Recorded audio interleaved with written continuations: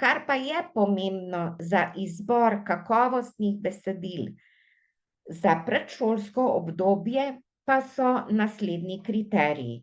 Torej, ob tem, da je prvi kriterij res kakovost, moramo biti pozorni na dolžino besed, torej posameznih besed, manjši kot je otrok, krajše naj bodo besede, število besed v stavku, število stavkov v povedi, torej za mlajše otroke so enostavčne povedi, za starejše, tam od 3. leta naprej, seveda že sestavljene večstavčne povedi, priredja in podredja.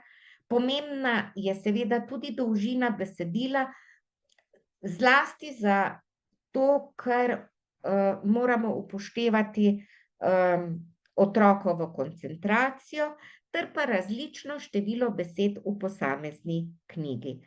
Torej, samo število strani ni toliko pomembno kot to, koliko novih besed bo otrok ob nekem besedilu spoznal, ker če je na vsaki strani nekaj novih besed, bo iz sobesedila novo besedo razumel. Če pa je novih besed preveč, pa ne bo razumel ničesar več, niti zgodbe.